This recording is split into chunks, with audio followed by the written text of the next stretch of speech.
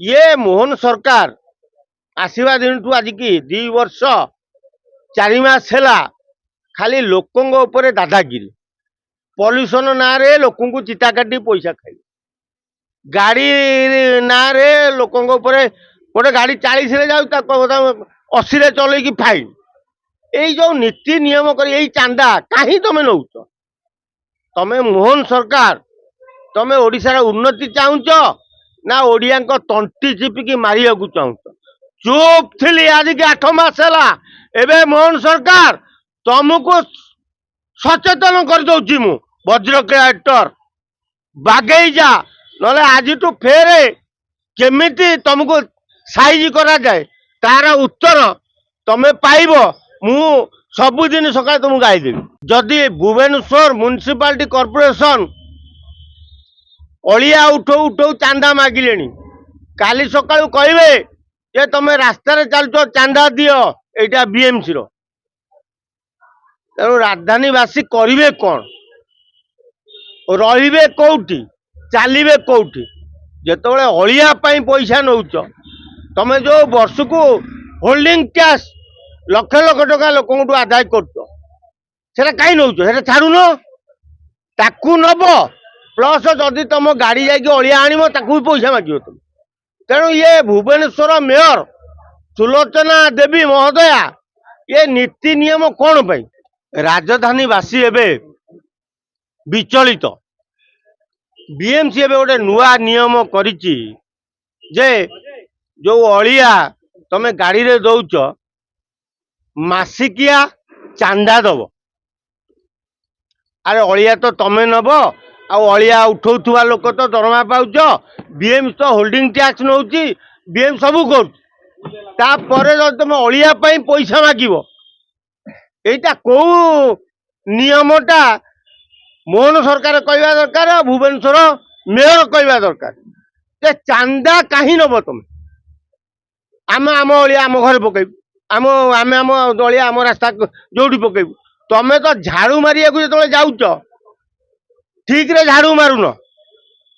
झाड़ू मारिया जो लोक जाऊँ कहीं झाड़ू मारुन ना झाड़ू मारा कथा छाड़ सफा सफी हो न हो आग अलिया गाड़ी रे दियो नदे तुम चांदा दियो अरे ये की दादागिरी बीएमसी रो दादागिरी राजधानीवासी पूरा असुरक्षित हो गले आगामी दिन में जदि भुवनेश्वर म्युनिसिपालिटी कॉर्पोरेशन अलिया उठो उठो चांदा मागिले काली सका कहे जे तुम रास्तार चलुच चांदा दियो एटा बीएमसी रो तेणु राजधानीवासी करेंगे कौन रे कौटी चलिए कौटी जिते अलिया पैसा नौच तुम जो वर्ष को होल्डिंग टैक्स लक्ष लक्ष टका लोक आदाय कर कहीं नौ छाड़ुन ताकू नब प्लस जदि तुम गाड़ी जालिया आनब ताकू पैसा माग तुम तेणु ये भुवनेश्वर मेयर सुलोचना देवी महोदया ये नीति नियम कौन पाई बीजेपी की बदनाम करने ना निजर पकेट गरम करने कोटा ये सब नियम कर फाइनाल कर आ मोहन सरकार आमे आपण को निवेदन करुचु भुवनेश्वरवासी भुवनेश्वरवासी को यही भली अतर्कित आक्रमण कर नहीं जे जोर जबरदस्त चांदा आदाय करनी तमें टैक्स कही पार कौन कर आम कहूँ चांदा तमें चांदा आदाय करने लगी ये जो योजना कर मोहन सरकार एबे भुवनेश्वर मेयर कहते राज्य सरकार करदी मोहन सरकार तुम चांदा आदाय करुच आउ कौटी मिलना चांदा आदाय कल गुटुका बंद कहीदेल रेडी बंद गुटुका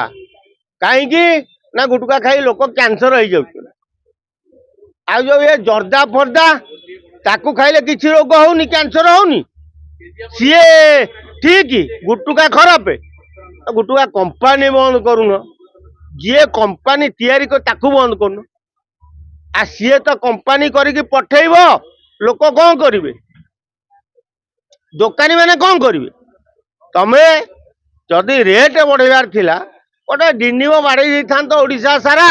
जे गुटुकाटा 5 टंका जो 8 टंका 10 टंका हो गला ତେଣୁ ସାଧାରଣ ଜନତା 8 ଟଙ୍କା ଦେଇ ଖା, କମ୍ପାନୀ ଏତେ ଟଙ୍କା ପାଇବ, ଆମେ ସରକାର ଏତେ ଟଙ୍କା ପାଇବ, ଆଉ ଦୋକାନୀ 8 ଟଙ୍କା ପାଇବ, ତାହେଲେ ଠିକ ହେଇଥାନ୍ତା। ତମେ ଗୁଟୁକା ଉପରେ ଦାଦାଗିରି କରିବା କାରଣ କଣ? ଯଦି ଗୁଟୁକା ବନ୍ଦ କରୁଛ, ମଝିରେ ଜରି ବନ୍ଦ କଲ, କିନ୍ତୁ 1 ନମ୍ବର ହାଟ ଭିତରେ ବଡ ବଡ ବିରାଟ ବିରାଟ ଗୋଦାମ ଅଛି, ଜରି ଆଜି ବି ବିକ୍ରି ହଉଛି, ଗୁଟୁକା ଆଜି ବି ବିକ୍ରି ହଉଛି। କାହିଁ ମୋହନ ସରକାର କିଛି ତ ତମେ ଓପାଡ଼ି ପାରୁନ, ତାକୁ ବନ୍ଦ କରୁନ। ଇଏ ସାଧାରଣ ଗୋଟେ ଓମ୍ଫେଡ ଦୋକାନୀ, ଗୋଟେ ପାନ ଦୋକାନୀ, ଗୋଟେ ଗୁଟୁକା ବିକିଲେ ବାନ୍ଧି ଦିଅ, 2000 ଜୋରିମାନା ଦିଅ। ଇ କି ଦାଦାଗିରି? ଏ ଦାଦାଗିରି ବିଜେପି ସରକାର ବନ୍ଦ କର, ନହେଲେ ଆଗାମୀ ଦିନ ତମେ ୱାର୍ଡ ମେମ୍ବର ଓଡିଶାରେ ଜିତିବ। ଗୁଟୁକା ବିକା ରେଟ୍ ବଢେଇକି ବା 8 ଟଙ୍କା, 5 ଟଙ୍କା ଥିଲା, ଏବେ 20 ଟଙ୍କାର 3ଟା। ମୋଟା ଚାନ୍ଦା, ଚାନ୍ଦା ନୁହଁ, ମୋଟା ଚାନ୍ଦା ପାଇଲେ। ଇଏ ମୋହନ ସରକାର ଆସିବା ଦିନଠୁ ଆଜିକି 2 ବର୍ଷ 4 ମାସ ହେଲା ଖାଲି ଲୋକଙ୍କ ଉପରେ ଦାଦାଗିରି, ପଲ୍ୟୁସନ ନାଁରେ ଲୋକଙ୍କୁ ଚିତା କାଟି ପଇସା ଖାଇଲେ, ଗାଡି ନାଁରେ ଲୋକଙ୍କ ଉପରେ, ଗୋଟେ ଗାଡି 40ରେ ଯାଉଛି ତାକୁ 80ରେ ଚଲେଇକି ଫାଇନ। ଏଇ ଯୋଉ ନୀତି ନିୟମ କରି ଏଇ ଚାନ୍ଦା କାହିଁ ତମେ ନଉଛ? ତମେ ମୋହନ ସରକାର, ତମେ ଓଡିଶାର ଉନ୍ନତି ଚାହୁଁଛ ନା ଓଡିଆଙ୍କ ତଣ୍ଟି ଚିପିକି ମାରିବାକୁ ଚାହୁଁଛ? ଚୁପ୍ ଥିଲି ଆଜିକି 8 ମାସ ହେଲା, ଏବେ ମୋହନ ସରକାର ତମକୁ ସଚେତନ କରିଦଉଛି। ମୁଁ ବଜ୍ର କ୍ରିଏଟର ବାଗେଇ ଯା, ନହେଲେ ଆଜିଠୁ ଫେରେ କେମିତି ତମକୁ ସାଇଜ କରାଯାଏ ତାର ଉତ୍ତର